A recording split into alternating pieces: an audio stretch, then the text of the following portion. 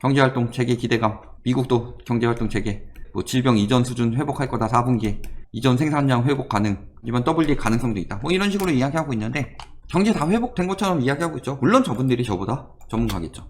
그런데 저런 말들만 주목하고 있다. 저 그룹에서도 회복한다고 말하는 사람 있고 WD 빠질 수 있다고 이야기하는 사람도 있죠. 그리고 방금도 보면 어때요? WD 가능성이 있다 이런 이야기를 하고 있는데 이런 부분도 핵심 내용인데 이런 부분을 메인에 넣지 않고 제목은 이전 수준으로 회복한다. 별 문제 없을 경우 회복할 수 있다 이렇게 표현한 것을 저런 부분을 다 제외하고 제목을 저런 식으로 잡는다. 경제 회복됐고 유동성은 늘어났으니까 자산가치 오를 거야 이런 식으로 유도하기 위함이죠. 실질적으로 어떨까요?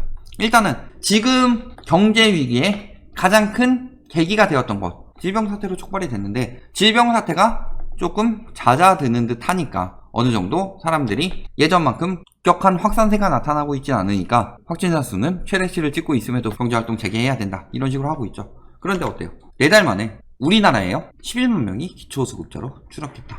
월 소득 53만원 이하 11만 명이 늘어났다. 200만 명이 육박했다. 얼마나 늘어난 거예요? 200만 명을 100%라고 잡았을 때 5.5%나 늘어났다. 여력을 가진 수요가 줄어들고 있고 이로 인해서 소비 감소가 이루어질 것이고 소비 감소가 이루어짐에 따라서 경제 문제는 계속 커져갈 것이죠. 경제 문제가 커져가면은 자영업 기업은 당연히 타격을 입게 되죠. 자영업 기업이 타격을 입게 되면은 전체적으로 소득이 줄어드는 건데 소득 감소가 이루어지고 있는데 그래도 집값은 올라야 됩니다. 소득이 증가하면 호재이고 소득이 감소하면은 금리를 낮췄기 때문에 유동성 장세로 집값이 오를 호재이죠. 2차 발병 때 최대 12%대 실업률 나온다. 일자리 8천만 개 증발할 것이다. 물론 이건 우리나라 아니죠. 세계적으로 이런 일이 일어날 것이다. 2차 확산이 없을 경우를 전제해서 떨어진 만큼 조금 올라갈 것이다. 뭐 이런 상황으로 예측되고 있는데 실업률이 이렇게 떨어질 것으로 하다가 2차 발병 생기면 이렇게 다시 늘어날 것이다. 이런 이야기들이 나오고 있죠. 하지만 지금은 확진자들이 줄어가고 있나요? 신규 확진자 23만 명, 하루 기준 최다다. 오죽하면은 공식 석상에도 한 번도 안 쓰고 나오던 미국 대통령이 마스크를 쓰고 나왔겠어요. 2차 확진 위험성 있는 거죠. 오히려 한참 유행할 때는 안 쓰고 다니다가 경제활동 재개하라고 그러고 질병 회복되는 것 같은데 왜 이제 와서 쓰고 있겠어요? 이렇게 회복되는 상황인데 어떻게 1일 확진자가 역대 최대가 나올 수 있겠어요? 2차 팬데믹 올 가능성 계속해서 높아지고 있죠. 이거에 대한 경각심이 없다. 보면은 주변 둘러봐도 우리나라 같은 경우 뭐 방역 조치 되게 잘 되고 그런 나라로 취급받고 있는데 다시 60명대 나오고 있죠. 주변 둘러보면 어떻게 하고 있어요? 다 끝난 것처럼 행동하는 사람들 되게 많다. 조금만 더 억제하고 조금만 더 참아야 되는 건데 세계적으로 일단은 경제 문제 때문에 어쩔 수 없이 다시 돌리는 거고 끝났나 했는데 감염돼서 또 나타나는 사람들이 나오고 있다. 클럽 놀러 가지 마라, 뭐 하지 마라 이런 것들 지금 하고 있는데 그 와중에도 욕망을 억제 못해서 다니면서 확진자 늘리고 있다.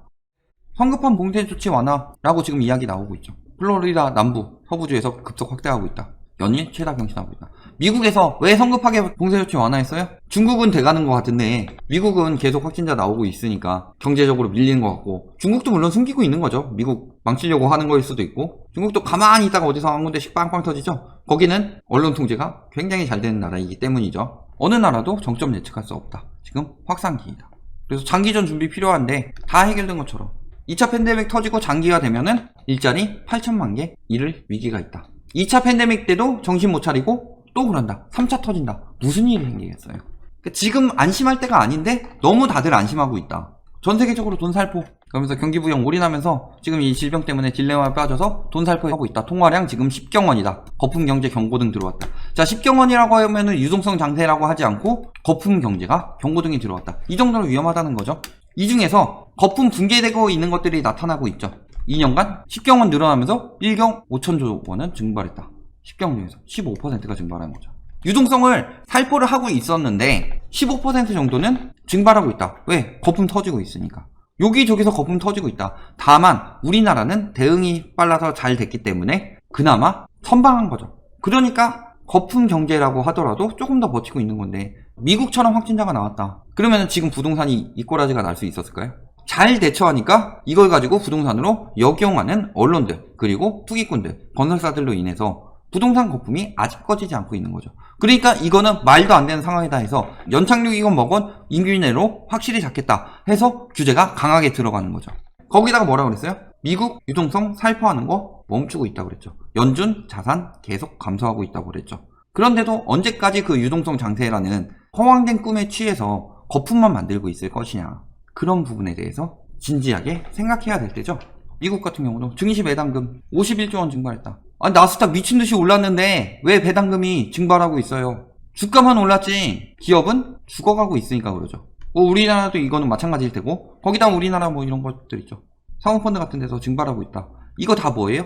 사모펀드에서 이렇게 많은 돈이 들어가고 얼토당토 않은 이야기에 듣기에는 되게 합리적일 수 있었겠죠. 그리고 막상 가서 봤더니 그것과는 다른 쪽으로 수익을 내려고 하고 있었다. 그런 부분에 대한 확인도 없이 뭔 돈을 그렇게 많이 붓느냐, 자기 돈을.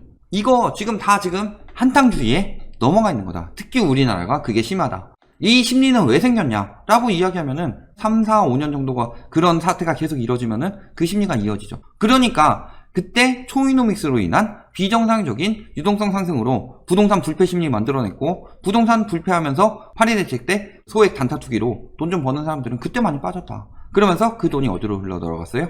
비트코인에 들어갔죠. 2017년 말에 비트코인 그때 쭉 올라가죠. 비트코인 올라가면서 또 그쪽으로 투기 심리 들어왔죠. 증권도 우리나라에선 예전에 주식 투자하면 망한다는 얘기 되게 많았었죠. 닷컴 버블 꺼지고 나서 그런 농담들이 많이 들어왔다. 저 주식으로 백만장자 됐습니다. 얼마 가지고 시작하셨는데요? 그 전에는 억만장자였죠. 뭐 이런 것들, 그런 얘기들이 돌고 있었는데 지금 동학개미운동이라고 하고 주식들로 돈이 몰려들고 있다. 이 한탕주의가 왜 생겼냐?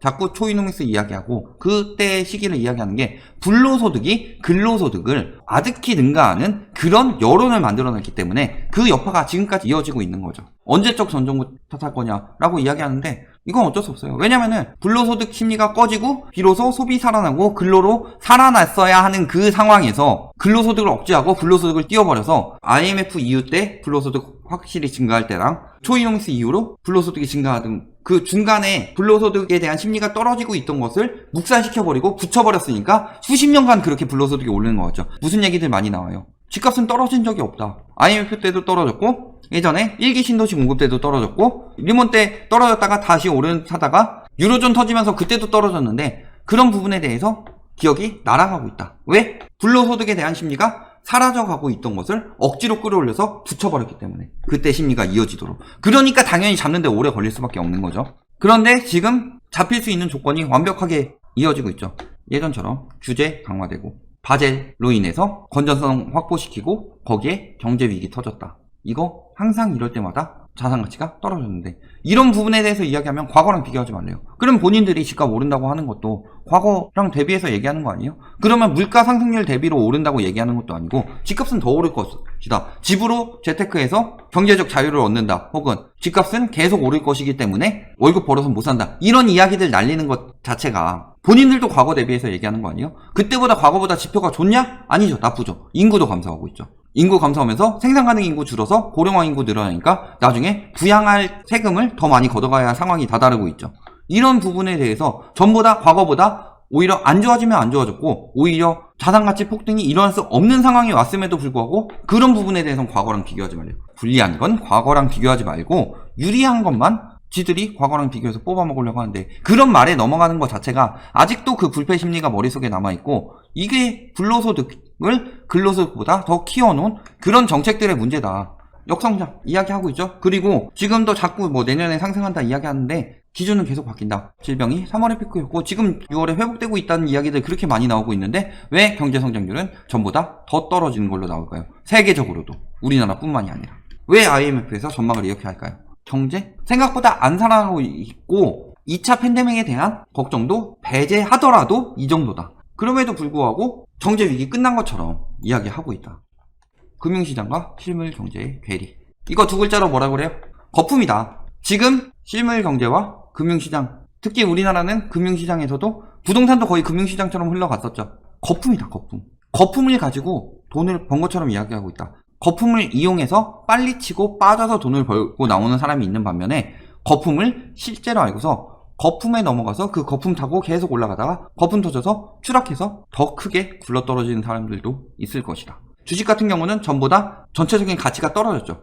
가치가 떨어졌는데 주가가 올라갔다. 누군가가 손해보면서 올라갔다는 얘기고 또 부동산 같은 경우는 완전 제로섬 게임이죠. 누군가가 이익 보면 누군가가 손해보는 거다. 그런데 계속 거품만 쌓이고 있다. 그러면 누군가는 굉장히 큰 손해를 볼 것이다. 경제의 기본인데 무슨 부동산은 계속 오르고 계속 우상향이냐 이딴 얘기하고 있어요. 미친 거죠. 월가 베테랑도 증시 과열 얘기하고 있죠. 1966년 말 폭락 직전이랑 2017년 비트코인 거품이랑 꼭 닮았다. 테슬라 주식이. 나스닥 연일 최고치 전형적 버블이다. 미국 같은 경우는 유동성이라도 막 살포했으니까 그렇다 칩시다. 우리나라는 안 했어요. 재난지원금은 소비 활성화를 위해서 돌린 거고 회수되는 유동성이다. 그러니까 그 재난지원금 모아가지고 주식에 넣진 않죠. 물론 그만큼 아껴서 주식에 좀 넣을 수는 있겠죠. RP 같은 경우는 풀었다가 유동성이 과하다 싶으면 회수할 수 있는 돈이다. 그리고 한국은행에서 RP 매각이 늘어나고 있다. 그렇죠. 우리나라 개미들도 미국 주식 많이 샀어요. 비이성적인 과열 현상은 그 심리가 가는 동안은 더 바보를 찾아서 계속 유지될 수 있겠지만 그 심리가 딱 끊기는 순간은 뚝 떨어진다. 그 심리가 생각보다 길게 가고 있을 뿐이에요. 저금리니까 좀 더 버티면서. 거기다가 지금 문제되는 거 홍콩 보안법. 자, 홍콩 보안법이 뭐가 문제냐? 중국에서 홍콩을 완전히 억제하는 거죠. 미국에서도 그러면 중국 통제받는 홍콩이 하지 않겠다. 그래서 특별지위 박탈 자치권 조사 들어갔다. 중국 본토와는 특별한 지위를 보장해줬는데 이 안심하고 홍콩에 투자할 수 있게 해줬는데 이것을 없애버리겠다. 특별지위 박탈하겠다. 이게 문제인 거죠. 그러면은 중국에 대한 경제활동이 굉장히 제한되겠죠. 그러면은 우리나라 역시도 중국에 대한 영향을 많이 받기 때문에 문제가 생길 수 있더라. 그래서 금융시장 변동성 확대 우려하고 있다. 특히 무역협의 파기. 그래가지고 미중 보복점까지. 첫 번째는 홍콩의 특별지위를 박탈함에 따라서 자본시장의 이동. 그거에 따른 두 번째는 경제전쟁이 재차 발발하면서 이거는 굉장히 크죠. G2가 붙는 거니까 이거에 대한 자본시장의 파면 가능성까지 생겨나고 있다. 1경 5천조 원 증발한 걸 자세히 생각해보면 2년간이에요. 2018년부터 제가 2019년에 촉발이 굉장히 강하게 되면서 이야기했지만 미중 무역전쟁은 2018년부터 시작되었다. 많은 유동성이 증발할 것이다. 홍콩 부동산도 경기 침체되면서 압류 속출하고 있다. 우리나라보다 거품 더 쌓인데 홍콩 얘기했었는데 또 어디 있었죠? 뭐 대만에 타이베이, 싱가포르 뭐 이런 데 얘기하고 있는데 싱가포르는 도시국가니까 빼고 이런 데들 압류 속출하고 있다. 우리나라보다 거품 더 낀 데는 미리 반응 나타나고 있다. 근데 여기는 우리나라보다 낄만한 조건이 좋았죠. 왜? 아니, 솔직히 서울 부동산하고 홍콩 부동산하고 외국인들이 산다고 치면은 어느 쪽에 유리하겠어요? 홍콩은 상징성이 있는데 서울이랑은 다르게. 그런데 압류 속출하고 있다. 우리나라는 무슨 배짱으로 지금까지도 가격 띄우려고 하고 있죠? 경제위기 때 3,600건 달았고 지금도 벌써 나오고 있다. 슬슬 터지고 있다. 거품. 우리나라도 터지게 될 것이다. 그런데 심리가 아직도 살아있을 뿐이라는 거죠. 결론적으로 세계 경제회복 이야기하면은 2021년 이후 회복이에요. 21년 회복이 아니라 이후 회복이에요. 빨라야 21년이란 거죠. 22년은 돼야 가는. 상당 시간 소요될 듯. 장기 침체 대비해야. 이런 이야기들 많이 나오고 있다. 이런 이야기들은 뭐 때문에 많이 나오고 있어요? 은행이든 증권사든 대부분의 경제 전문가들은 회복을 얘기해야 돈을 벌어요. 그런데도 신뢰를 쌓기 위해서는 오히려 본질을 얘기해야 되겠죠. 그러니까 둘 중에 하나죠. 단기적으로 이익 보고 빠지고 싶으면 회복 안 할 것 같은데 회복한다고 하는 거고 장기적으로 신뢰를 쌓고 싶으면 회복이 안 될 것 같을 때 회복이 안 된다고 이야기하겠죠. 근데 반대로 회복이 될 것 같은데 회복이 안 된다고 이야기하는 은행이나 증권사나 이런 쪽에 언론이 있을까요? 안 된다는 목소리가 어느 정도 아직도 많이 나오고 있다는 거는 안 된다는 거예요. 회복된다고 말하는 사람들 중에서 대부분 단기 차익 보고 빠지려는 사람들이 많다. 특히 우리나라 같은 경우 그게 심하죠. 그러니까 맨날 뭐 V자 반등이니 뭐 이야기하면서 얘기하는 사람들 보면은 경제에 대해서 개불도 모르는 부동산학과 뭐 이런 사람들이 와서 이야기하고 있는데 결론 말씀드릴게요. 경제 전망은 계속 떨어지고 있다. 이는 침체가 이어지고 있다는 소리죠. 여기에 미중 갈등 심화되고 있고 유동성은 미국을 중심으로 축소 움직임이 보이고 있다. 강제 축소 가능성도 있죠. 그래서 많은 사람들이 장기적으로 봐야 된다. 회복은 이야기하고 있는 가운데 아직도 투기 유도한다. 그러면 걷어차버리십시오. 그런 인간관계는 끊으시는 게 좋습니다.